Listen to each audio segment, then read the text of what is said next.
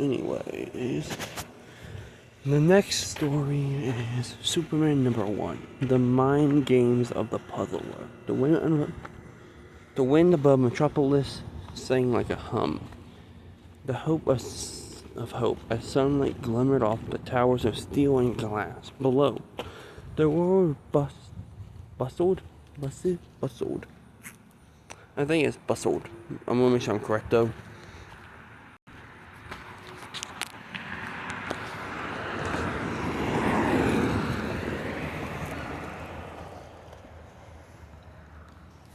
Bustled. Okay, yeah. And it's rhythm. Reporters running on deadlines, taxis honking, and somewhere in the middle of it all, Clark Kent adjusted his glasses and smiled.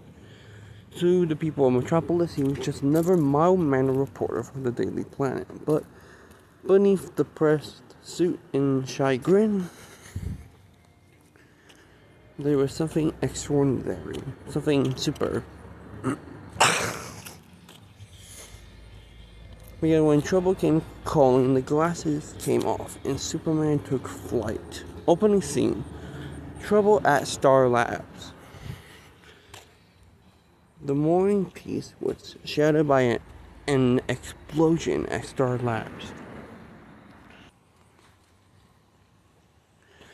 Sirens blared, smoke blowed out over Central Park. Within seconds, the Man of Steel streaked through. I just got up, people, so yeah.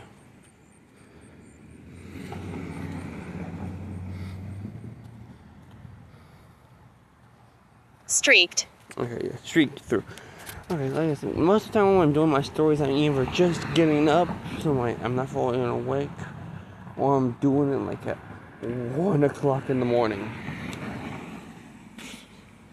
So I'm tired as fuck. But straight through the clouds, a blur of red and blue against the skyline. Superman landed amidst the chaos, flames licking at the building, scientists running for cover, his cape fluttering against the heat. Everyone out, he said, his voice calm but commanding. Now. He moved through the wreckage like a god among men, ripping apart twisted steel beams, carrying survivors to safety, and then his super hearing caught it. A faint laugh, artificial, mechanical. Welcome, Superman. The voice echoed through the wreckage. I've been waiting for you. Superman frowned. Who's there? You can call me the Puzzler. And yes, that is an actual Superman villain. And like 3 people took up the moniker, and he once appeared in one episode of the 60s show for Batman that was supposed to be a Riddler episode. But it was in the second season, which was the season that the actor who played Riddler in the first season didn't want to come back, and they didn't recast Riddler at the time, so they just used the Puzzler for that episode. You can call me the Puzzler. Anyway, back to the story. You can call me the Puzzler. Let's see how good the great Man of Steel really is when the test isn't about strength, but brains. The first puzzle, a holographic projection, flickered to life. It showed 3 scientists bound in containment pods. 3 lives. 3 buttons. Only one will free them. Choose wisely, Superman. Superman's eyes narrowed. What's the trick? No peeking with those X-ray eyes, hero. I lanced the chambers with kryptonite mist. Try to see through it, and you will kill them all. Solve the riddle instead. The screen flashed a message.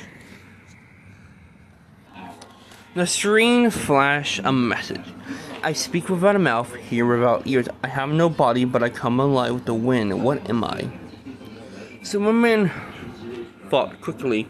Time ticking down on the screen. Wind, sound, nobody, voice, no echo. He pressed the third button, the pods opened, releasing the hostages safely. Superman felt Echo clear. Clear, yes. The puzzler taunted, but can you keep up? Hang on, clever, clear, clever, Echo, clever. Echo, clever, clear. I'm tired right now, people.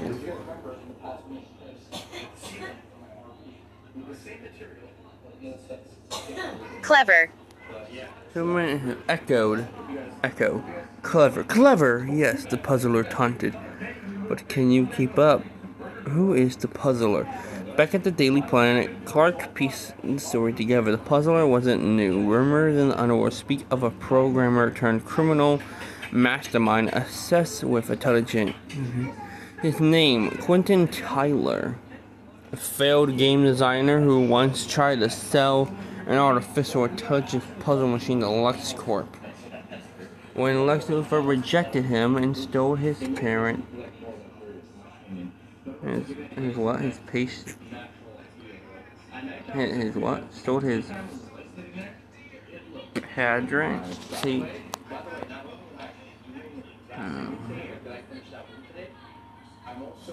Patents. Patent. I'm tired, people. See. And stole his patent. Quentin snapped. Now he's using his genius to make his twisted. He was using his genius to make his twisted point. The mind always trumpets over the muscle. Second challenge. That night, the puzzler striked again, this time hijacking the Metropolis monorail. The passengers were trapped, then the rail was ready to detonate, and Superman tried to stop it by brute force. Thanks, Superman. Puzzler's voice echoed through every speaker. The monorail travels on a single track, and there's one switch pointed ahead. Flip it wrong and boom. The riddle will tell you which lever to pull. Two paths I cross. One leads to light, the other to night. I'm used by both kings and pawns, but owned by none. What am I? Superman hovered over the control station, analyzing. Kings and pawns, chess, light and night, black and white, used by both but owned by none. He smiled faintly, aboard. He pulled the left lever according to the white. Corresponding.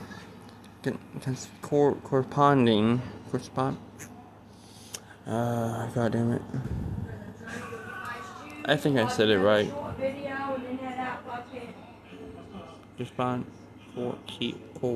Corresponding. Yeah, correspond. Okay, I just said it right. Corresponding to the white side. The monorail slowed. The passengers were safe. You're sharper than I expected, Kryptonian. The puzzler said, frustration creeping into his voice. But every puzzle has its breaking point. Let's find yours. The final trap. Superman followed the signal to an abandoned broadcast tower outside Metropolis. Inside, the walls were covered in riddles, wires, and screens. At the center of it all, Quentin Taylor himself, surrounded by drones, his suit wired with tech amplifiers. You could have been great, Superman said. You could have used that mind to help people. Puzzlers need help people. I offered them brilliance and they called me crazy. But you they worship. They bow to brawn, not brains.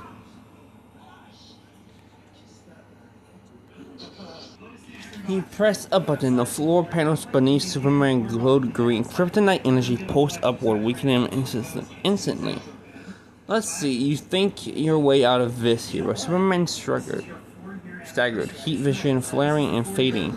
But then he notices Puzzler's power console reflected in the window. The energy source wasn't kryptonite, it was synthetic. Channeled through a mirror array.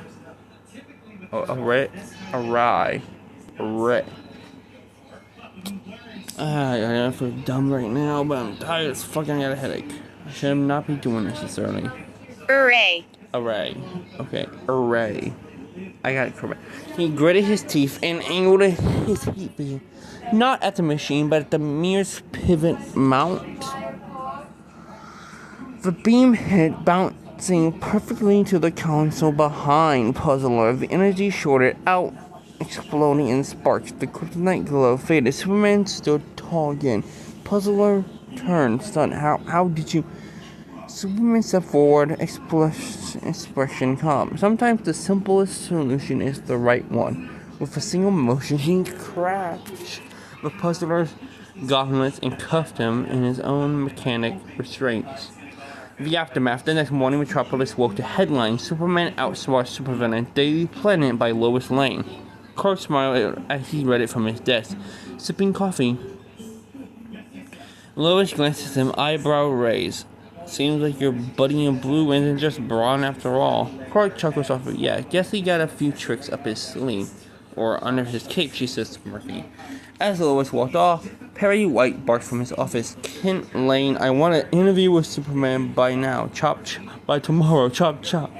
Clark stood adjusting his tie. I'll see what I can do, Chief. Outside, the city gleamed beneath the morning sun. High above, Superman soared. Once more watchful, hopeful, unstoppable. The world's full of puzzles, he thought. But as long as I'm here, no one faces them alone.